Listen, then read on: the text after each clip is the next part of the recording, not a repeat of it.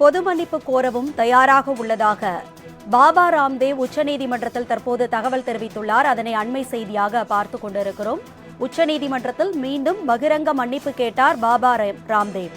இது தொடர்பான முழுமையான விவரங்களை செய்தியாளர் கிருஷ்ணமூர்த்தி வழங்க கேட்கலாம். கிருஷ்ணா, இது குறித்த விரிவான விவரங்களை பகிர்ந்துக்க. வணக்கம்.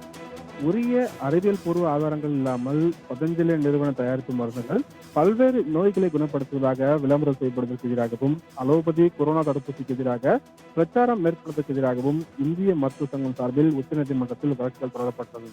உச்சநீதிமன்றத்தில் இந்த வழக்கு கடந்த முறை விசாரணைக்கு வந்த போதும் சரி, கடந்த இரண்டு முறையும் நேரில் ஆஜராகி பாபா ராம்தேவ் பகிரங்க மன்னிப்பு கேட்டு நீதிமன்றத்தில் இருந்தார்.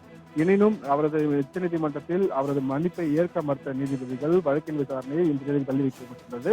இந்த நிலையில் இந்த நீதிமன்ற அவமதிப்பு வழக்கில் இன்றைய தினமும் உச்சநீதிமன்றத்தில் உத்தரவு பிறப்பிக்கப்படும் என்றும் குறிப்பிடப்பட்டுள்ளது.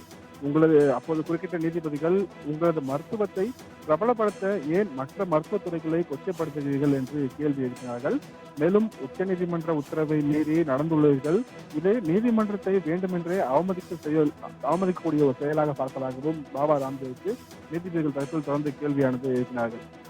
அப்போது பாபா ராம்தேவ் தரப்பில் உச்சநீதிமன்றத்தின் உத்தரவுகளை அவமரியாதை செய்யும் எண்ணம் தங்களுக்கு கொஞ்சம் கூட கிடையாது என்று விளக்கம் அளிக்கப்பட்டது.